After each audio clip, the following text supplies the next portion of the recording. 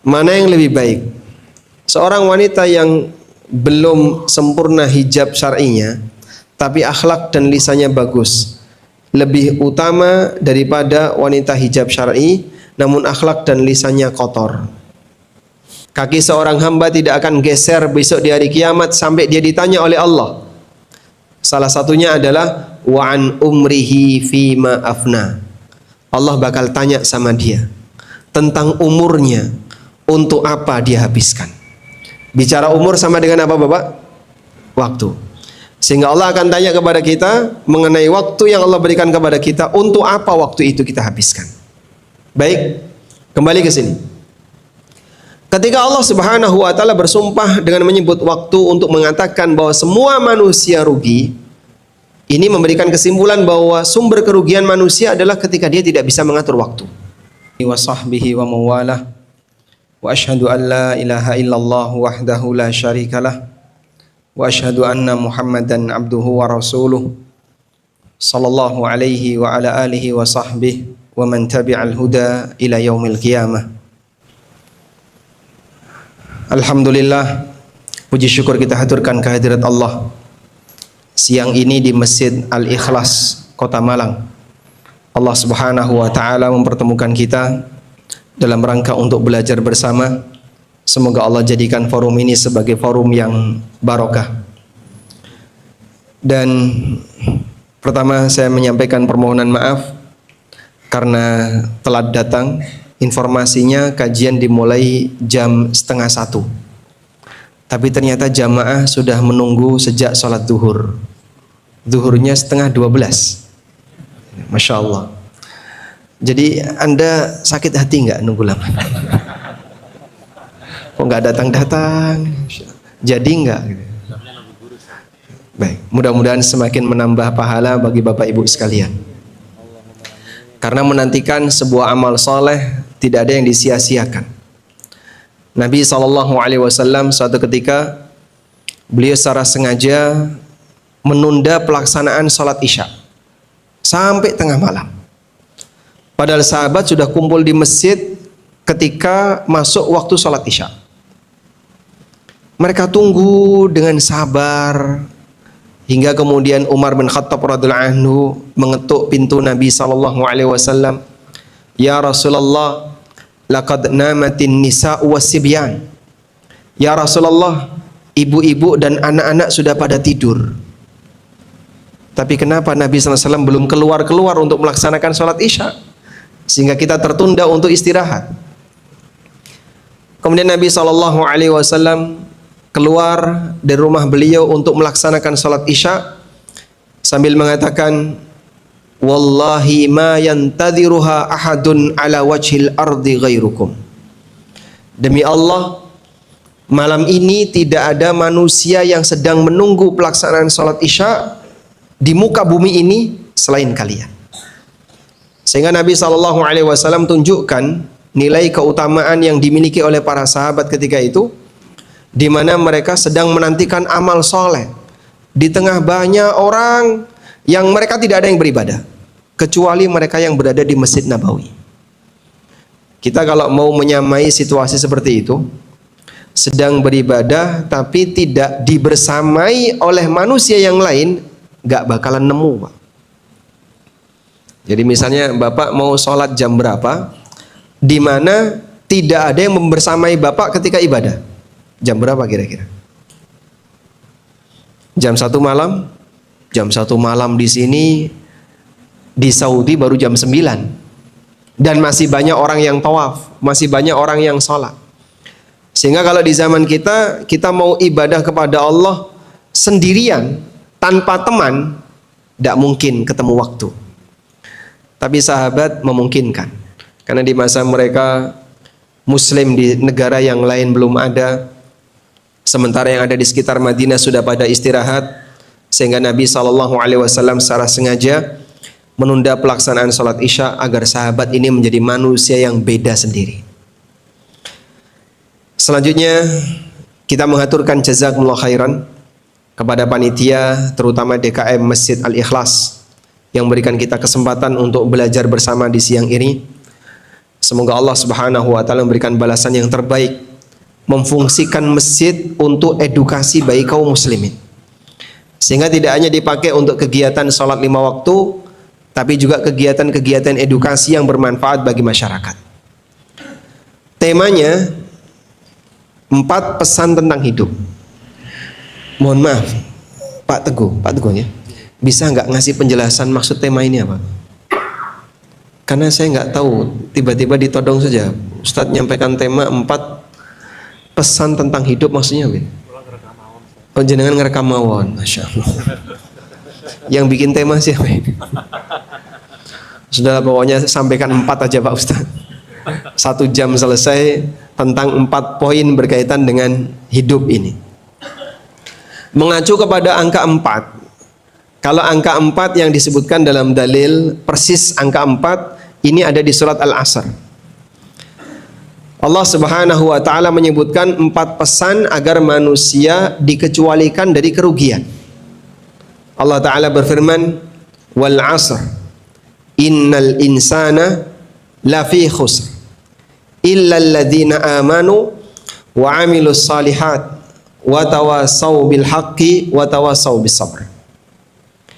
Mungkin penjelasan tentang surat Al-Asr, tafsir tentang surat Al-Asr sudah sering dan kerap sekali Bapak Ibu dengarkan. Tapi kita punya prinsip, yang namanya ilmu diulang nggak ada nilai bosan. Kalau dagelan diulang mungkin Anda bosan ya. Tapi kalau ilmu diulang tidak ada istilah membosankan. Maka saya mohon izin agar nanti bisa lebih fokus, kita akan menggali pelajaran dari surat Al-Asr. Di surat Al-Asr Allah Ta'ala bersumpah dengan menyebut apa? Demi waktu. Wal asr. Waktu itu makhluk atau bukan? Makhluk. Kenapa Allah bersumpah dengan makhluk? Ada banyak dalam Al-Quran Allah bersumpah dengan makhluk.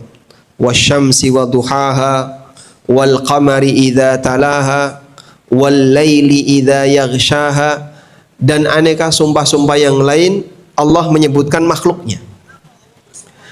Apakah diperbolehkan bersumpah dengan makhluk? Untuk selain Allah tidak boleh. Nabi SAW pernah mengatakan, "Man kana halifan falyahlif billah aw liyasmut." Siapa yang bersumpah, maka dia harus bersumpah dengan menyebut nama Allah atau diam. Dalam hadis yang lain Nabi SAW mengatakan, "Man yahlifu bi abaihim faqad asyraka." Barang siapa yang bersumpah dengan menyebut bapaknya, maka dia telah berbuat syirik. Tayyib. Sementara Allah Subhanahu wa taala ketika bersumpah, dia punya hak untuk bersumpah dengan siapapun yang dia kehendaki. Dan Allah bersumpah dengan makhluknya, terutama makhluk yang menunjukkan tanda kuasanya. Maka tidak semua makhluk dijadikan oleh Allah Subhanahu wa taala sebagai bahan sumpah. Selanjutnya, ketika Allah bersumpah dengan menyebut makhluk yang bernama Al-Asr, yaitu waktu, Allah hendak menyampaikan, innal insana lafi khusr. Sesungguhnya manusia dalam kerugian. Dalam kalimat sumpah itu ada 3 unsur utama. Dalam kalimat sumpah ada 3 unsur utama. Yang pertama adalah al-muqsam bihi. Yang kedua al-muqsam adawatul qasam. Yang ketiga al-muqsam alaih. Kita ulang. Dalam kegiatan bersumpah ada 3 unsur. Adawatul qasam, al-muqsam bihi, dan al-muqsam alaih. Adawatul qasam itu apa, Pak? Kata yang digunakan untuk bersumpah. Dan dalam hal ini adalah huruf wa, waw, wal asr. Adawatul qasam ada beragam, bisa tallah, bisa ta, bisa bi, bisa wa. Sehingga kita boleh bersumpah wallahi, billahi, atau tallahi. Semuanya bisa dijadikan sebagai kata untuk bersumpah. Ini namanya apa tadi? Adawat al-qasam. Kemudian ada yang kedua adalah al-muqsam bihi. Al-muqsam bihi adalah sesuatu yang disebutkan dalam sumpah. Wal asr, berarti al-muqsam bihinya apa? Kata al-asr. Wad duha, al-muqsam bihinya ad-duha, dan seterusnya. Yang ketiga adalah al-muqsam alaih. Al-muqsam alaih adalah pernyataan yang menjadi tujuan sumpah itu diucapkan. Pernyataan yang menjadi tujuan sumpah itu diucapkan. Namanya apa? Al-muqsam alaih.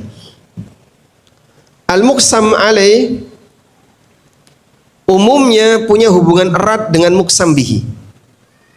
Maka saat Allah bersumpah dengan A, Allah hendak menyatakan kalimat B. Bersumpah dengan C, Allah hendak menyatakan kalimat E, dan begitu seterusnya. Antara al-muqsam bihi dengan al-muqsam alaih ini punya keterikatan. Lalu apa keterikatan dalam sumpah al-asr ini? Wal asr innal insana lafi khusr. Demi waktu, sesungguhnya manusia dalam kerugian. Berarti al-muqsam alaihnya apa? Innal insana lafi khusr. Allah hendak menyatakan bahwa sesungguhnya seluruh manusia dalam kerugian.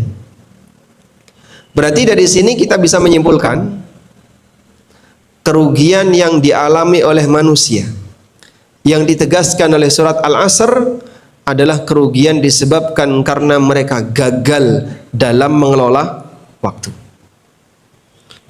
Kita ulangi ya.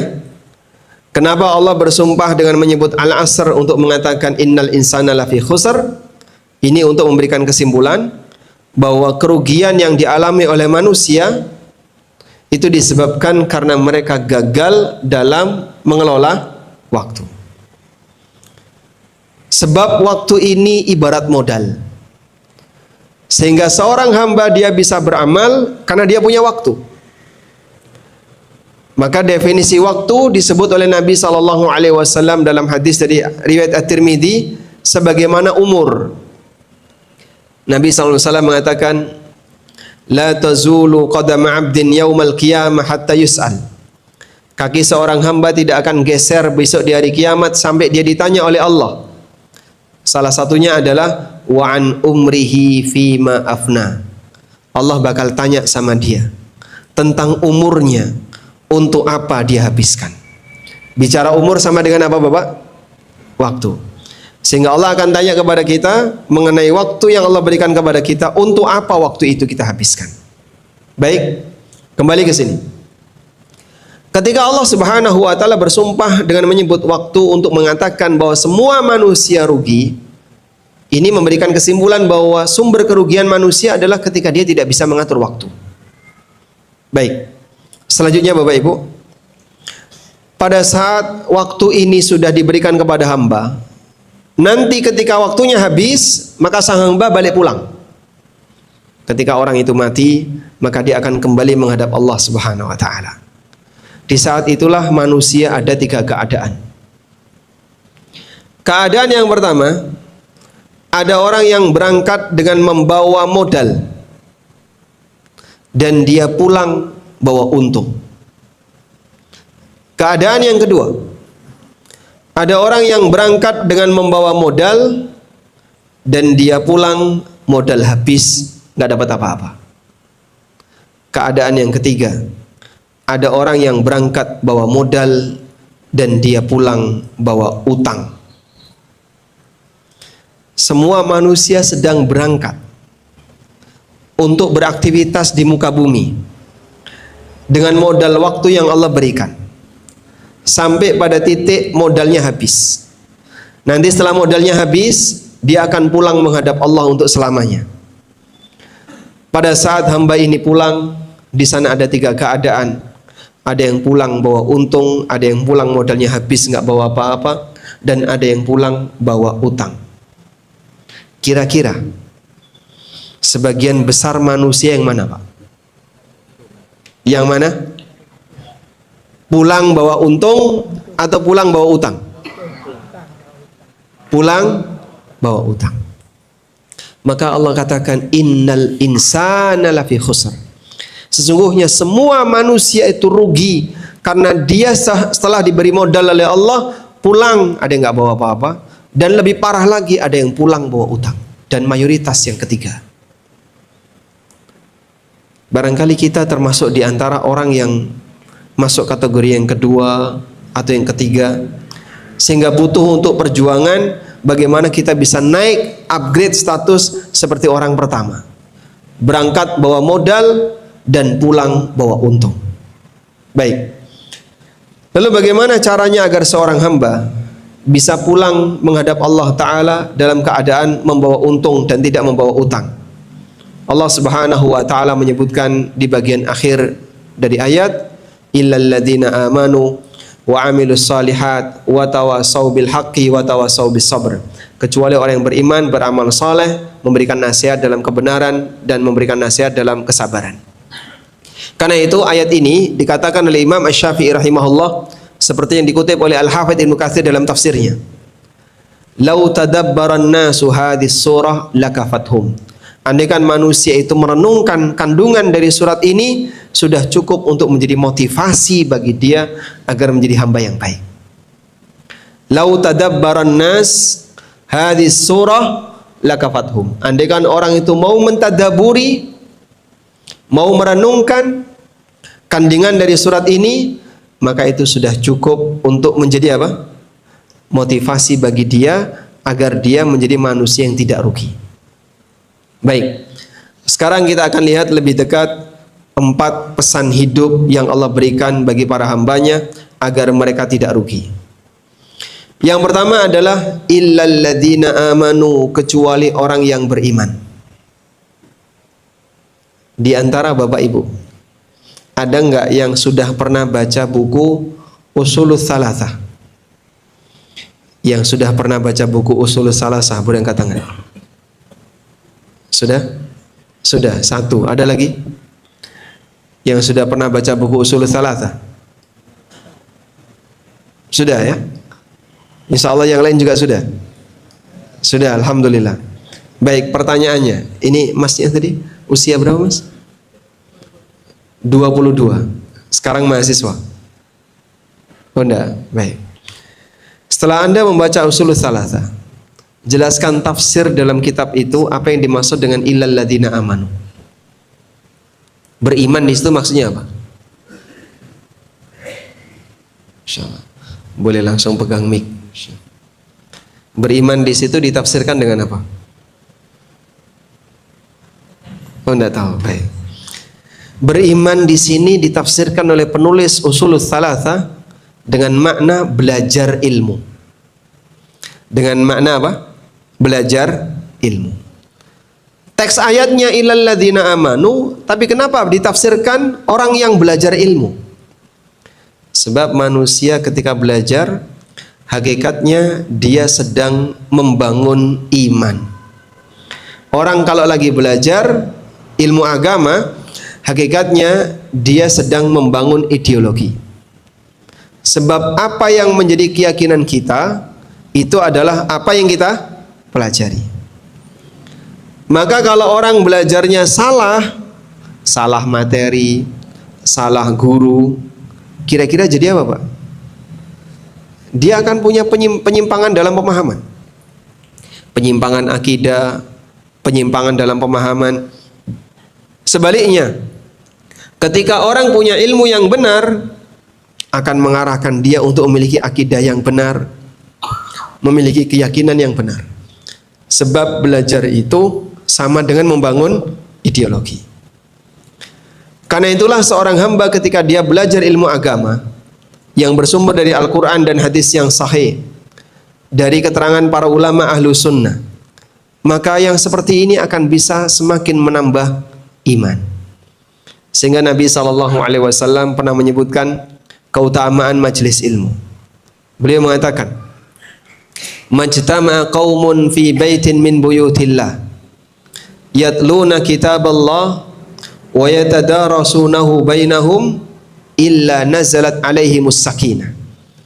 Apabila ada sekelompok orang yang mereka berkumpul di rumah Allah, maksudnya apa? Di masjid.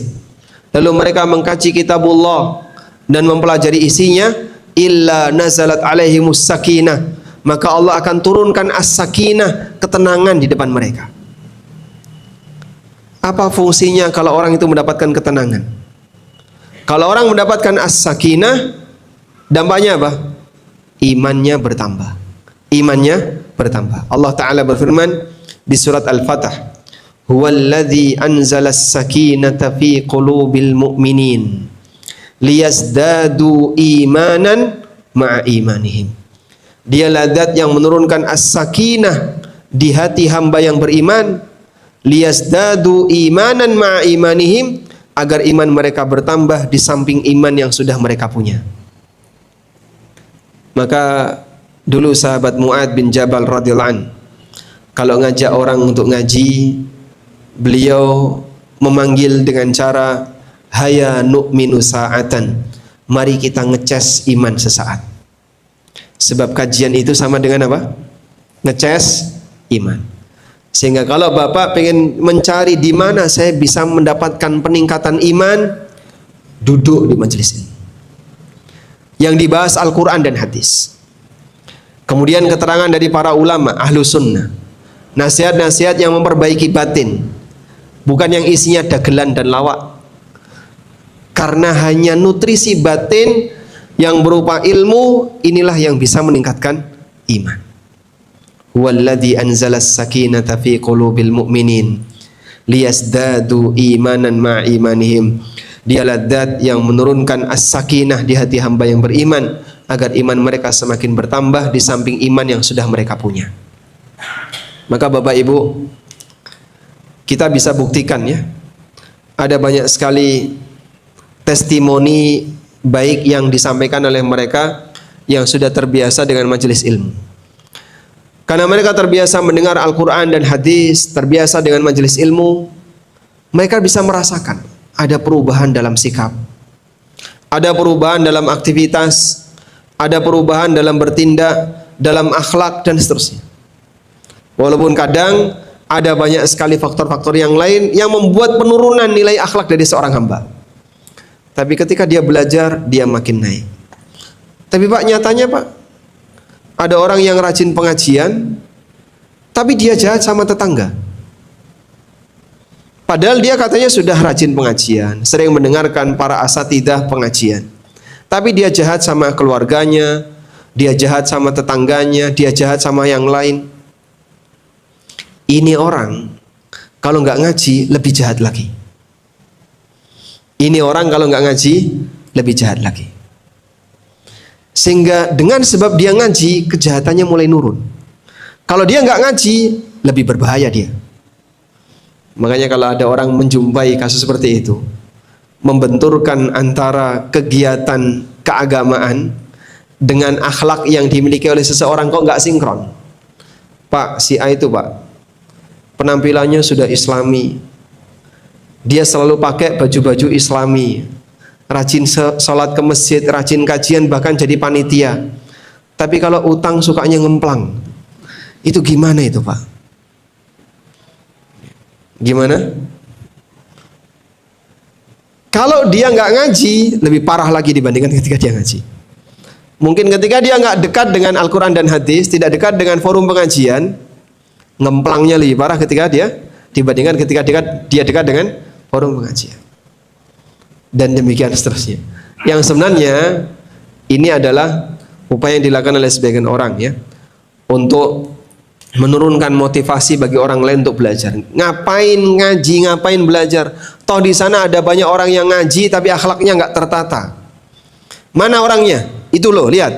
Yang kayak gitu orangnya. Dia sudah ngaji tapi nggak tertata. Itu orang kalau nggak ngaji lebih nggak karuan. Alhamdulillah dia masih ngaji. Walaupun akhlaknya nggak tertata, tapi masih ada remnya. Sebab hidup ini hanya dua, gas sama rem, Pak. Motivasi dan menahan, at-targhib wa tarhib.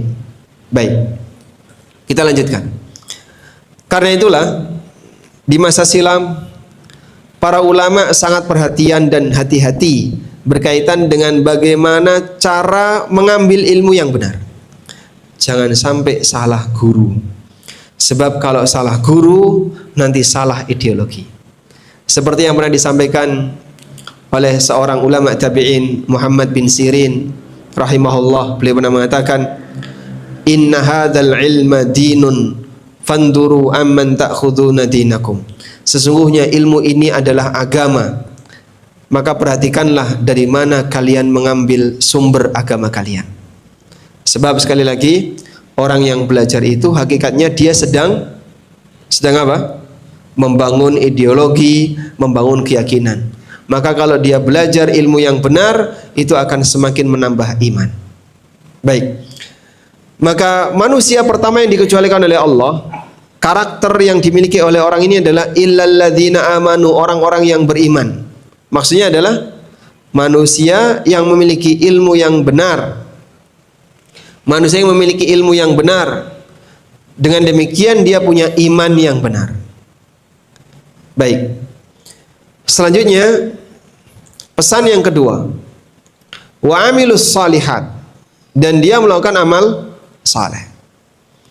Banyak dalam Al-Quran kita jumpai iman digandingkan dengan amal saleh. Illal ladzina amanu wa amilus salihat, innal ladzina amanu wa amilus salihat. Banyak sekali. Illal ladzina amanu wa amilus salihat, innal ladzina amanu wa amilus salihat. Sesungguhnya orang yang beriman dan beramal saleh, kecuali orang yang beriman dan beramal saleh. Banyak dijumpai enggak, Pak? Allah sering gandengkan antara apa? Iman dengan amal saleh. Lalu apa yang dimaksud dengan amal soleh itu?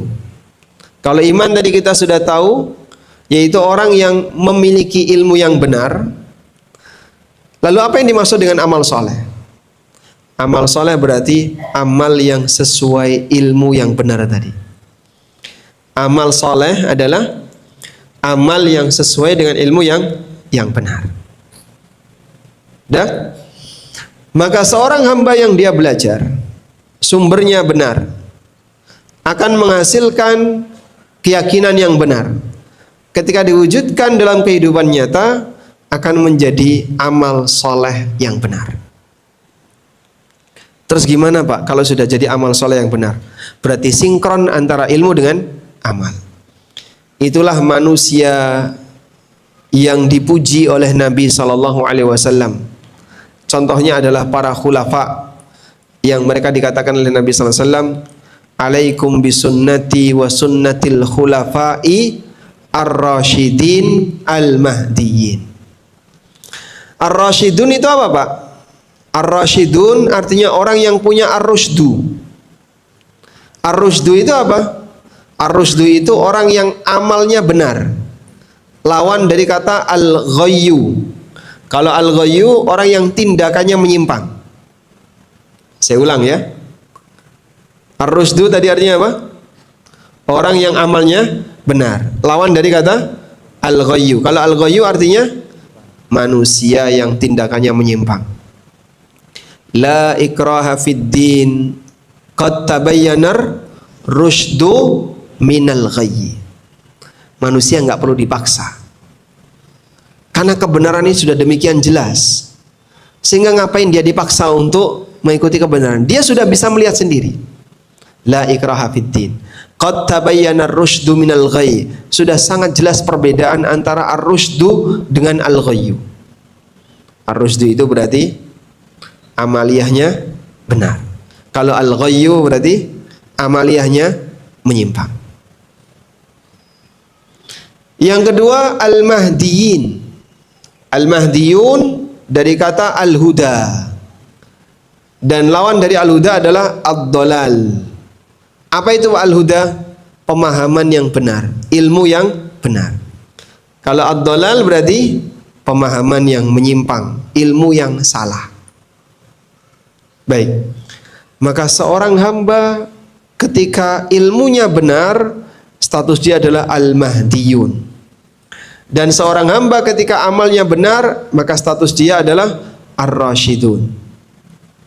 Dan para khulafa pengganti Nabi SAW disebut oleh Nabi SAW khulafa'ur rasyidin al-mahdiyyin. Para pengganti Rasul yang mereka adalah al-mahdiyun ar-rasyidun.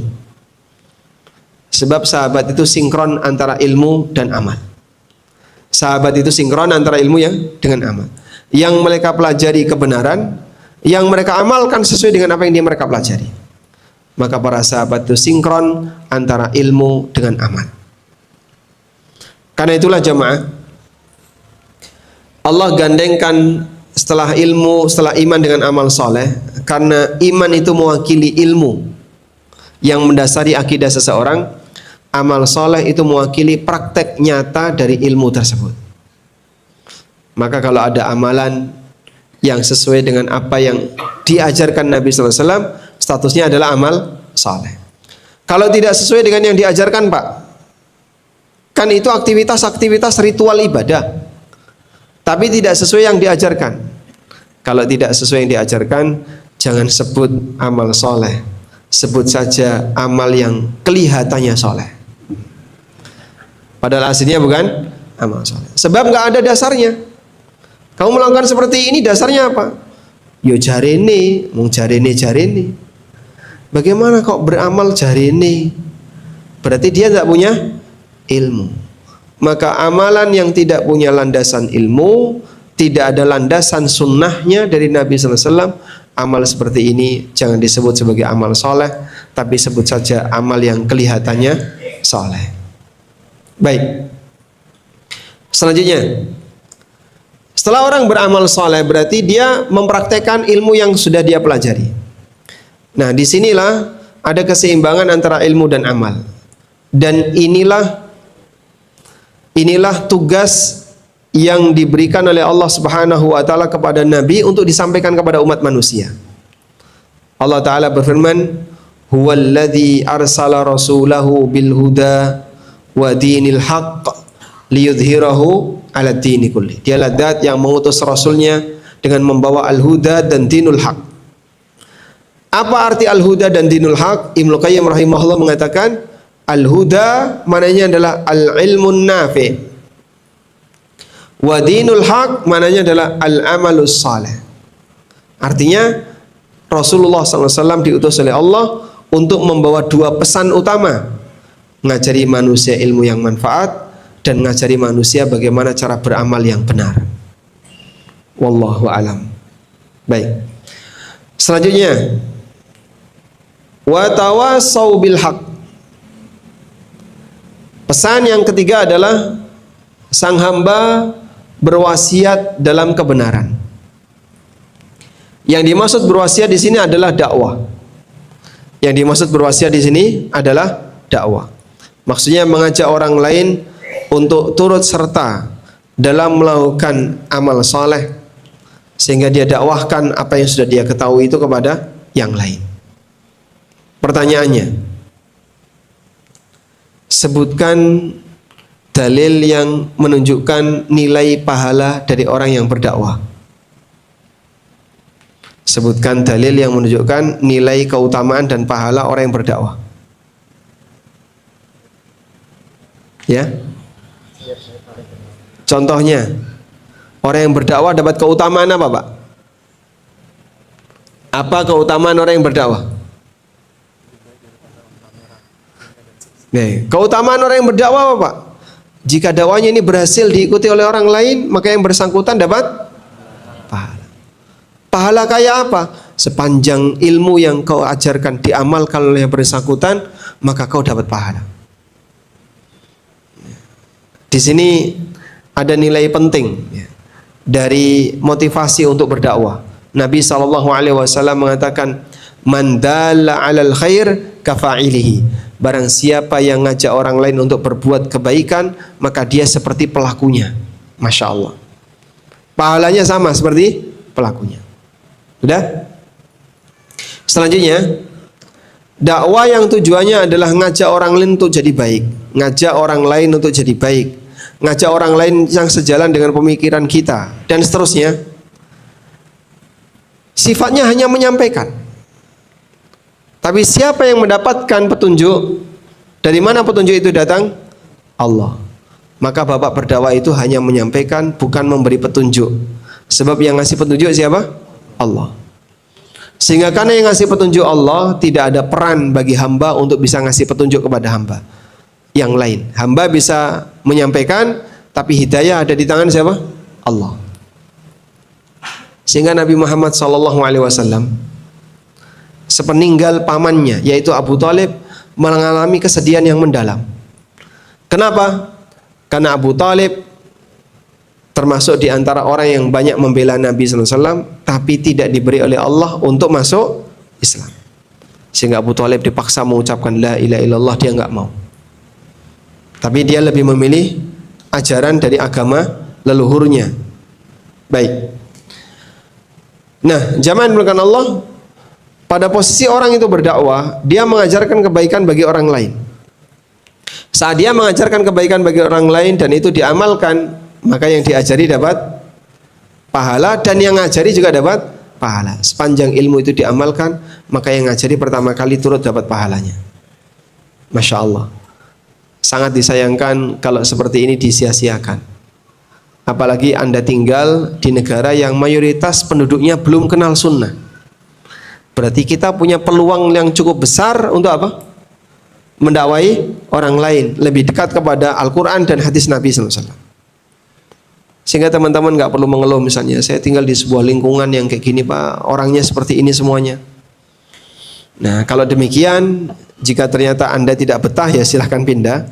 Tapi ketika Anda sabar, bertahan dan berusaha untuk ngemong mereka, maka itu akan bernilai pahala. Baik. Dalam kegiatan dakwah ada satu prinsip yang perlu kita pahami, bahwa dakwah itu tujuan besarnya adalah untuk mengagungkan dan membesarkan Allah, bukan mengagungkan diri sendiri. Maka kalau ada orang berdakwah klaimnya untuk mengagungkan Allah, tapi lebih dominan dia bicara untuk mengagungkan dirinya sendiri, praktek seperti ini berarti dia gagal untuk bisa disebut sebagai pengajak yang baik. Karena dia tidak mengajak masyarakat ilallah, tapi kepada ila nafsihi. Nah, selanjutnya, ketika seseorang berdakwah, dia perlu meyakini hidayah ada di tangan Allah. Dia tidak bisa memberikan hidayah. Yang bisa Anda sampaikan adalah, yang bisa Anda lakukan hanyalah menyampaikan. Masalah apakah diterima atau tidak, itu ada di tangan Allah. Dan fase yang ketiga ini membuktikan bahwasanya seorang mukmin yang baik, dia tidak egois. Seorang mukmin yang baik, dia ingin orang lain juga turut jadi baik. Baik, sekarang yang keempat. Wa tawasau bis sabr, dan saling menasihati untuk sabar. Sabar dalam apa? Dalam menjalankan tiga yang pertama di atas. Mulai dari sabar dalam belajar, sabar dalam mengamalkan, dan juga sabar dalam mendakwahkan. Sudah? Nah, berikutnya Pak, kenapa Allah Subhanahu wa taala iringi dengan sabar? Karena untuk melakukan tiga hal yang pertama tadi, yaitu apa saja tiga hal yang pertama tadi?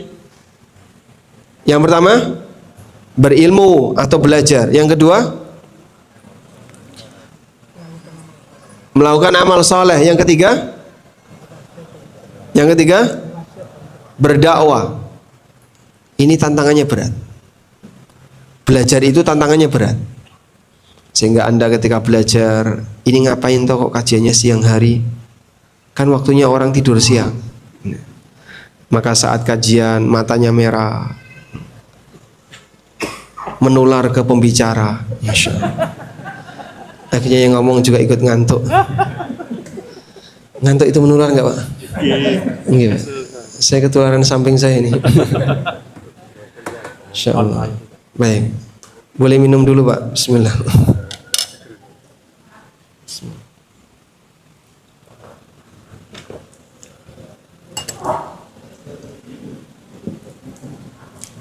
Alhamdulillah. Coba kita lihat di sini ya. Kembali tentang keutamaan berdakwah tadi. Saat dia menyampaikan kebenaran kemudian diikuti oleh orang lain, maka pahalanya akan turun kepada dirinya. Ada satu pertanyaan yang pernah disampaikan kepada Imaduddin Ibnul Attar. Imaduddin Ibnul Attar. Siapa beliau Pak? Muridnya An-Nawawi. Yang mendiktekan, yang nulis diktenya dari tulisannya An-Nawawi adalah Imaduddin Ibnul Attar. Jadi kalau An-Nawawi mendiktekan sesuatu, maka yang nulis Ibnul Atthar ini. Dan Ibnul Atthar pernah bercerita, ada tulisan yang sudah didiktekan oleh An-Nawawi, sudah jadi, sama An-Nawawi suruh nyobek bukunya, sobek buku itu, buang. Ibnul Atthar merasa keberatan. Ini isinya ilmu, kenapa harus dibuang? Pokoknya buang. Akhirnya disobek, dihapus, dihilangkan bekasnya, dibuang. Beliau tidak ingin buku ini tersebar. Maka terkadang ada para ulama yang beliau punya karya tertentu, tapi karya itu tidak sampai ke kita. Karena oleh penulisnya ada yang dibuang, oleh penulisnya ada yang selesai nulis dibakar, dan seterusnya. Baik, kitab apa itu Pak? Wallahu a'lam, gak diceritakan. Cuman salah satu di antara kejadian antara Ibnu Atthar dengan An-Nawawi, gurunya yaitu An-Nawawi pernah menyuruh Ibnu Atthar untuk menyobek dan membuang sebuah kitab yang sudah berhasil beliau salin. Selanjutnya, Ibnu Atthar ini ditanya oleh seseorang, apa hukumnya mengirim bacaan Al-Fatihah kepada Nabi Muhammad SAW? Apakah di sana ada dalil tentang masalah ini? Lalu Ibnu Atthar menyampaikan, kalau bacaan Quran kita sepakat, termasuk di antara afdalul qurubat, amal soleh yang paling afdal. Wa amma ihda'u thawabi ilan Nabi sallallahu alaihi wasallam. Adapun menghadiahkan bacaan membaca Al-Quran, menghadiahkan pahala membaca Al-Fatihah atau membaca Al-Quran kepada Nabi sallallahu alaihi wasallam, falam yunqal min ahadin yu'taddu bihi. Tidak dinukil dari seorang pun yang riwayatnya bisa dipertanggungjawabkan. Lalu kata beliau, bal yambagi ayyunha anhu, selayaknya untuk dilarang. Kenapa kok selayaknya dilarang? Sebab Nabi SAW mendapatkan pahala bi asli syar'ihi sallallahu alaihi wasallam. Karena beliau yang pertama kali ngajari praktek membaca Al-Quran. Sehingga saat Bapak bisa membaca Al-Fatihah, siapa orang yang pertama kali ngajari baca Fatihah? Rasulullah SAW. Saat Anda bisa membaca doa ruku, doa i'tidal, doa sujud, siapa yang mengajari pertama kali? Rasulullah SAW. Fahuwa fi mizanihi wa sairu a'mali ummatihi fi mizanihi. Maka dengan keberadaan ini, maka semuanya ada dalam timbangan amal Nabi SAW, dan seluruh amal umatnya ada dalam timbangan Rasulullah SAW. Lalu ada orang yang beralasan begini. Jadi ceritanya begini loh Mas, kenapa kok kita menghadiahkan bacaan Al-Fatihah kepada Nabi SAW?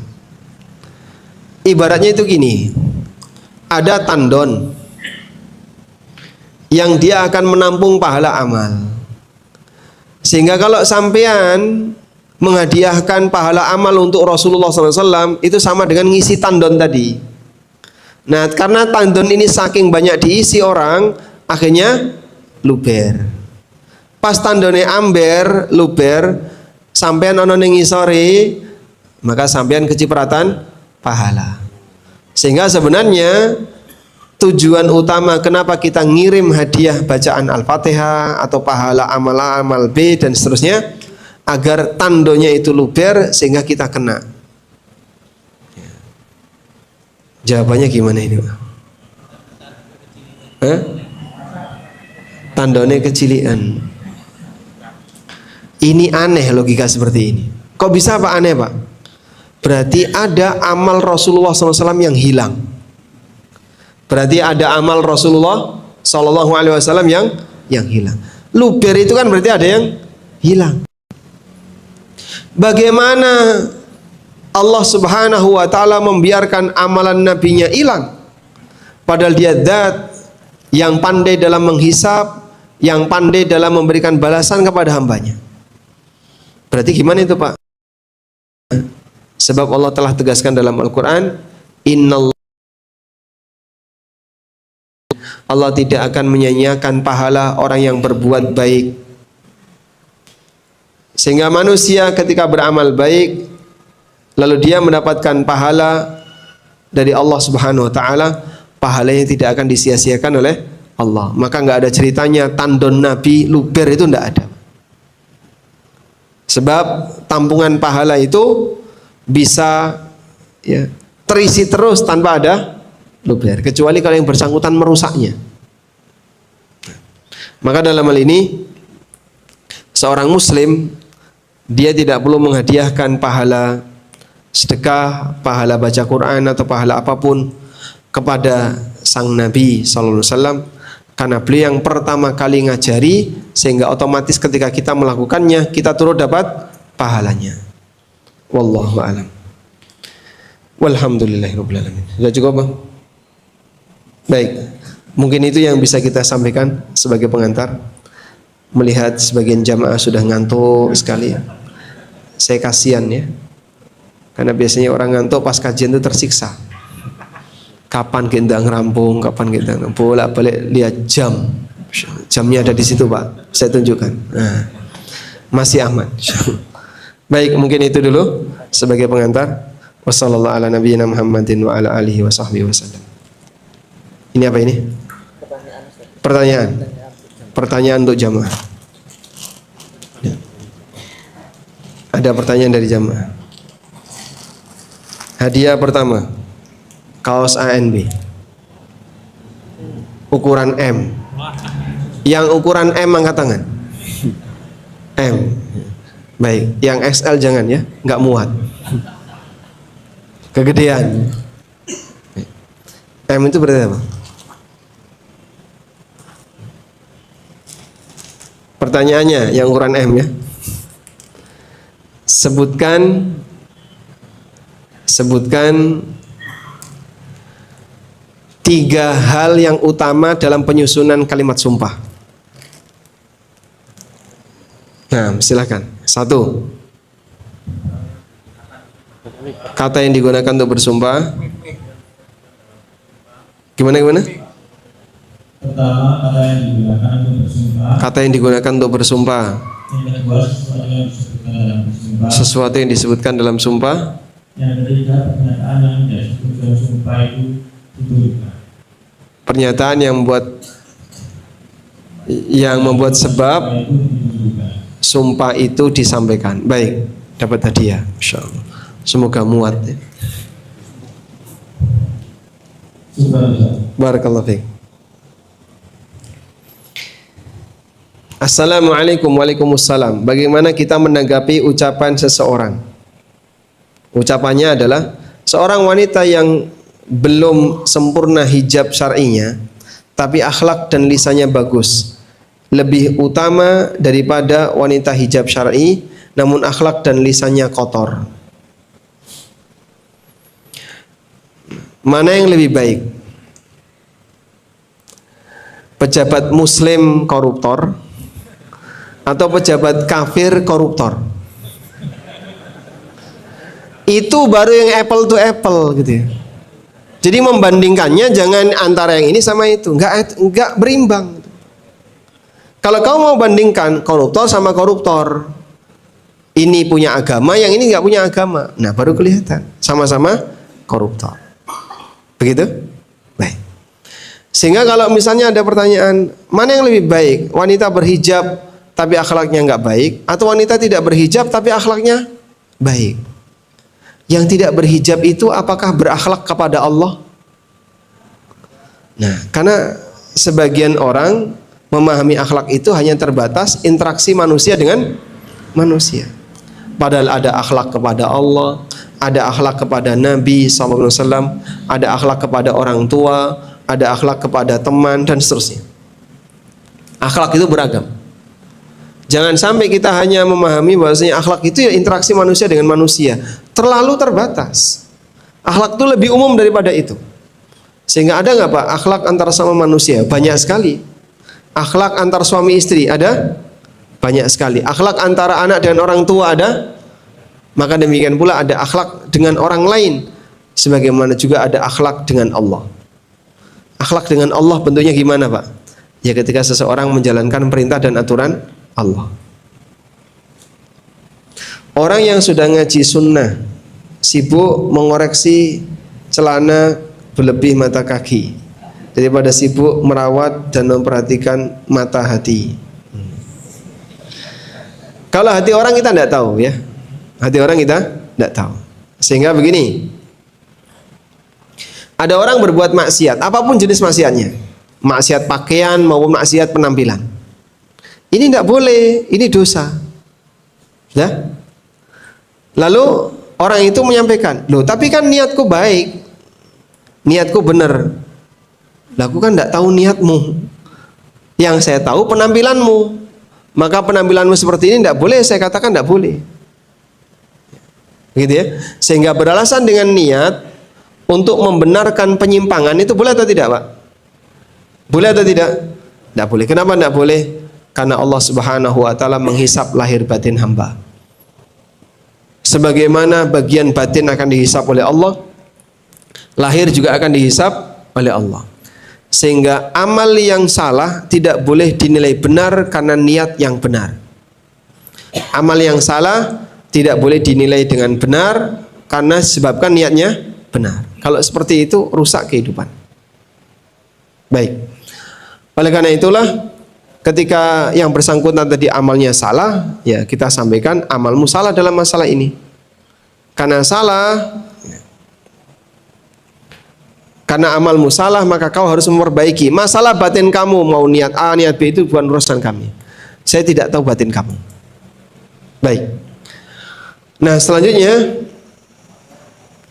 pada saat seseorang melakukan kesalahan kemudian dia dikritisi dan dia bertalih dengan perasaannya, dengan niatnya, ini tidak sinkron dengan apa yang disampaikan Nabi SAW. Innallaha yanzuru ila la yanzuru ila suwarikum wala ila ajsamikum walakin yanzuru ila qulubikum wa a'malikum. Allah tidak hanya melihat muka kalian, penampilan kalian, tapi yang Allah lihat adalah hati kalian dan amal perbuatan kalian. Maka Allah sebagaimana menghisap batin, Allah juga menghisap lahir. Wallahu a'lam.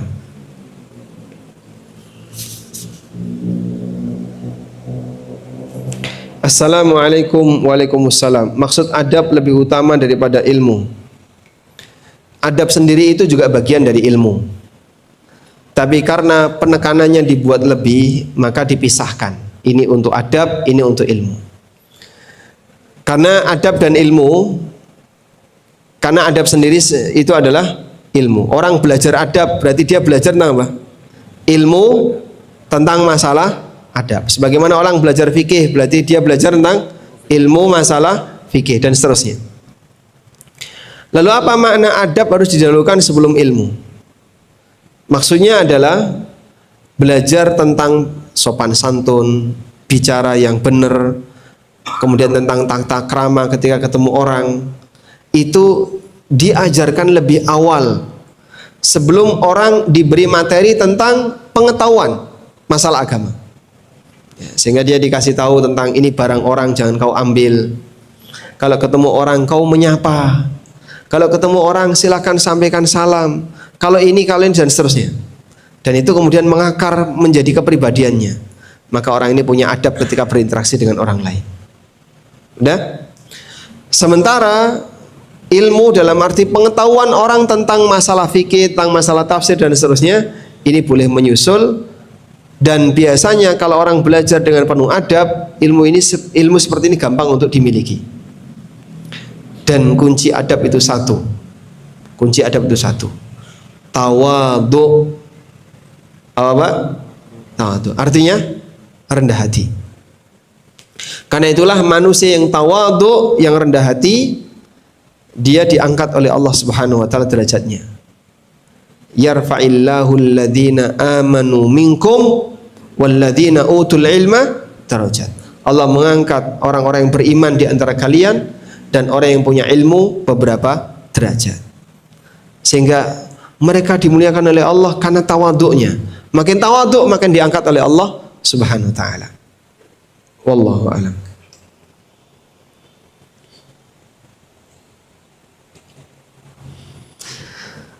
Akhir-akhir ini banyak fenomena masjid-masjid menyewakan menara masjid untuk dipasangi BTS, telepon seluler. Apakah hal tersebut dalam larangan jual beli di masjid? Pertama, kalau menara itu tidak bergabung dengan bangunan masjid, maka dihukumi luar masjid. Dihukumi di luar masjid. Sehingga misalnya ini bangunan masjid, jarak 5 meter di ujung kanan atau ujung kiri ada menara. Nah, menara ini dihukumi di luar masjid. Karena dia tidak menyatu dengan bangunan masjid.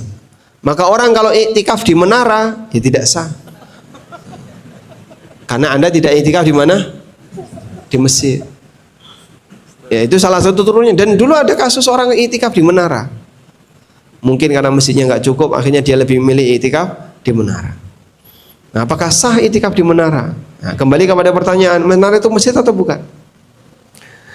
Baik, tapi kalau menaranya gandeng dengan masjid, bahkan di atasnya lantai 3 misalnya, ada dak pak, lantai 3, terus ada menaranya, berarti itu bagian dari masjid. Nah, kalau bagian dari masjid, ya untuk kegiatan yang sifatnya komersil seperti ini, sebaiknya dihindari. Wallahu a'lam. Baik, cukup insyaallah. Walhamdulillahirabbil alamin. Gimana? Sudah jam 1 lebih. Saya kasihan jamaah, barangkali mereka mau makan siang dan istirahat. Karena saya sudah menyita waktu mereka. Semoga pertemuan yang singkat ini Allah jadikan sebagai pertemuan yang mendatangkan keberkahan, dan semoga sebagaimana Allah kumpulkan kita di masjid ini, kelak nanti di yaumil qiyamah Allah kumpulkan kita kembali di surganya. Ada hadiah, masih berapa Pak? 3. Baik. Yang datang di masjid ini paling awal.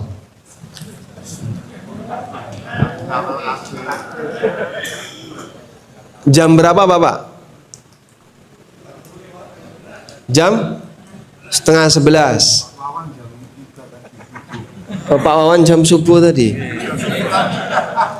Pak Wawan takmir.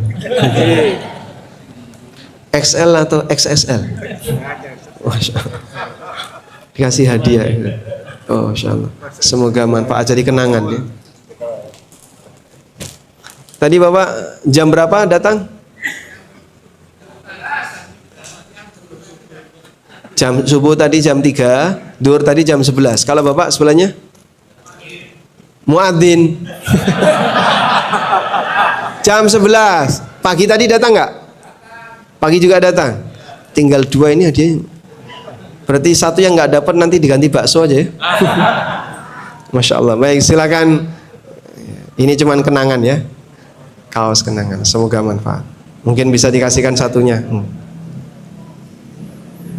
Baik, cukup. Baik, mungkin itu yang bisa kita sampaikan. Semoga Allah Subhanahu wa taala memberikan keberkahan dari forum ini. Allahumma anfa'na bima 'allamtana wa 'allimna ma yanfa'una warzuqna ilma. Wassallallahu ala nabiyyina Muhammadin wa ala alihi wa sahbihi wasallam, wa akhiru da'wana anil hamdulillahi rabbil alamin. Wassalamu alaikum warahmatullahi wabarakatuh.